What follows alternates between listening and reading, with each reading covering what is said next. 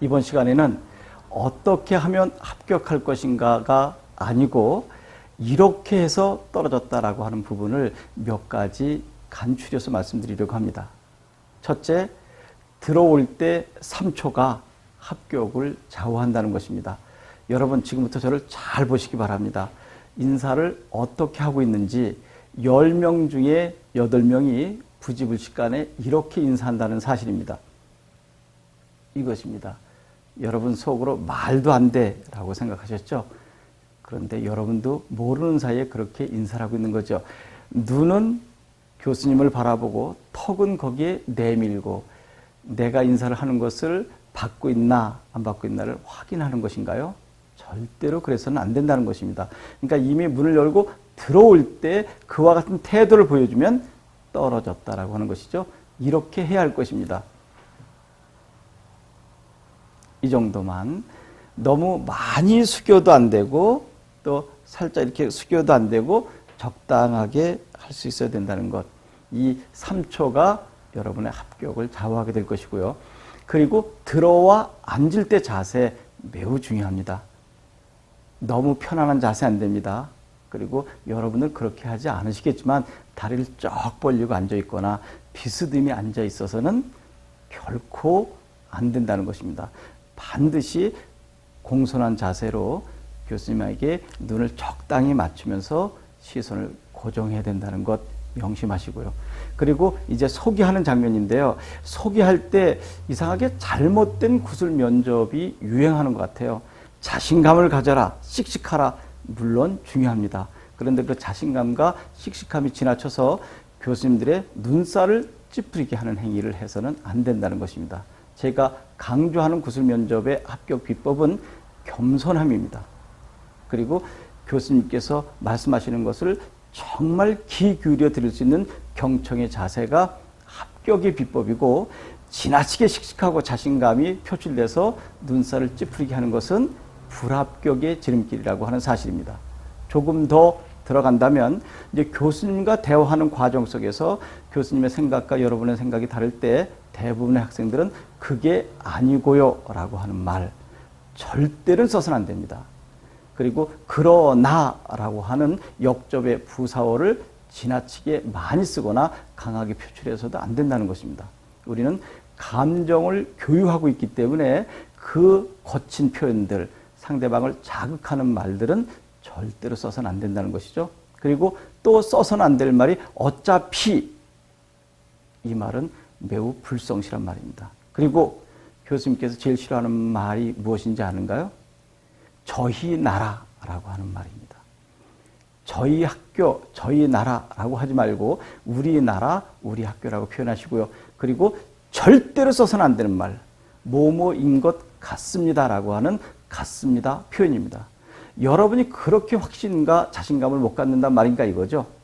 그래서 내가 생각하는 것도 무엇이 같아, 이것입니다, 이렇게 생각합니다 라고 표현해 줘야지 무엇인 것 같습니다 라고 하는 것은 매우 싫어한다라고 하는 사실이고요. 그리고 집단 토론할 때 반드시 이렇게 하면 떨어지는 것입니다. 상대방이 이야기하는 과정 속에 말을 끊고 들어간다든지, 상대방이 이야기할 때 지나치게 갸우뚱하면서 불쾌하게 표정을 져준다든지, 상대방 이야기할 때 자기 이야기할 것만 집중해서 메모한다든지, 심지어는 다리를 흔들고 하품을 하고 그리고 좌우를 살펴보고 기지개를 켜고, 말도 안 된다고 생각하시나요? 실제로 그런 일이 벌어지고 있다니까요. 잘하려고 해도 평상시에 그와 같은 행동이 자연스럽게 관성의 법칙으로 나타난다는 사실입니다. 그래서 저희는 구술 면접할 때 반드시 촬영 동영상을 만들어서 여러분들에게 제공해 주는데요. 그것을 보고 깜짝 놀라고 심지어는 그것을 보다가 우는 학생도 종종 나타나곤 합니다. 내가 정말 저랬어요 라고 하면서 카메라를 막기까지 하거든요. 그 과정 극복해야 되겠죠. 남의 말을 잘 듣는 것, 이것이 합격의 지름길이고, 내 말을 앞세우고 내 논리를 강하게 내세운 나머지 남을 무시하거나 오만한 태도를 보였을 때는 무조건 떨어진다라고 하는 것입니다. 그리고 이렇게 하면 떨어지고 이렇게 하면 합격하는 것 가장 중요한 포인트는 무엇일까요? 상대방이 이야기하고 집단 토론에서 내가 이야기할 차례인데 상대방이 이야기를 끊고 들어간다거나 상대방이 이야기하자마자 내가 손들고 내 주장을 펼쳐나갔을 때는 정말 채점자가 불쾌하게 바라보는 것이고요. 이야기하는 과정도 중요하지만 남의 이야기 듣는 것이 훨씬 더 중요하다는 것입니다. 남의 이야기하는 것을 듣고 채점하는지를 아시죠? 아닙니다.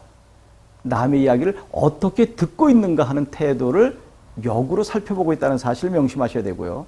그러면 이렇게 하면 합격한다가 무엇일까요? 상대방이 이야기했을 때 내 정반대 이야기일지라도 반드시 요약 정리해주고 일면 수긍해줘야 된다는 것이죠. 예를 든다면 지금 앞에 한 학생의 이야기 정말 잘 들었습니다.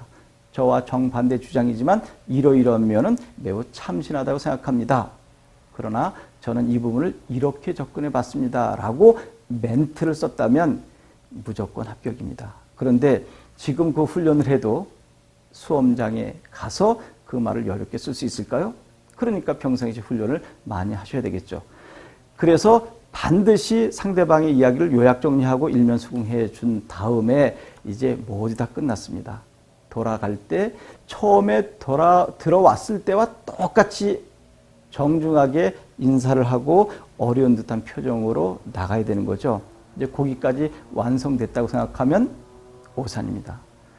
이제 거기까지 완벽하게 잘했습니다. 그런데 또 중간에 하나 여러분이 실수를 했다거나 아니면 여러분 생각에 불만스럽거나 그랬을 때 여러분 자신이 채점을 한다는 것입니다. 난 이러이러한 면 때문에 나 떨어졌을 거야 라고 하는 자기 주관적인 점수를 매겨서 상실감에 빠져서 불성실하게 대하는 태도도 여러분들 절대로 해서는 안 되는 것입니다. 채점은 교수님이 하시는 거거든요. 그리고 여하튼 잘하고 나오는 순간에 난 망했어. 그리고 왜 가운데 있는 교수님은 왜 저렇게 딴 데만 바라보고 계시지? 혹시 나를 부정적으로 본 건 아니야? 정말 재수없어 라고 하는 속갯말을 혼자 중얼거리면서 나왔다고 했을 때 이제 큰일 난 것입니다. 앞에서 완벽하게 구술 면접을 했어도 밖에 나와서 그와 같은 행동하는 것이 안에 스며든다면 여러분 면접관이 있는 면접실의 문은 방음벽으로 되어 있는 것이 아닙니다.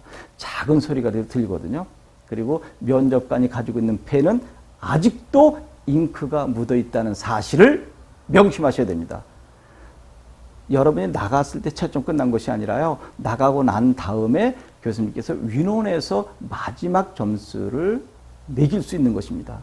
그런데 좋은 점수를 책정하려고 하는 순간에 밖에 나가서 그런 행동을 하는 것이 들렸을 때 바로 표리부동, 이율배반적인 학생이라고 하는 것이 낙인 찍혀서 좋은 점수 주려고 했던 것이 빵점으로 가게 된다고 하는 것. 그러니까 앞에서 이렇게 하면 떨어진다라고 하는 것보다 정말 중요한 것은 맨 마지막에 문 닫고 나가서 여러분의 속마음을 잘못 토로한 것이 떨어지는 것에 지대한 영향을 끼쳤다라고 하는 것입니다.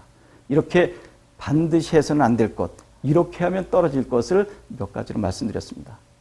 여러분, 제가 지금 말씀드린 것이 많은 도움이 될지 안 될지는 잘 모르겠습니다.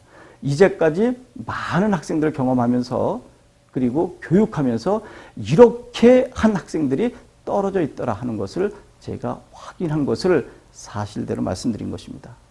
여러분, 정말 합격하셔야 됩니다.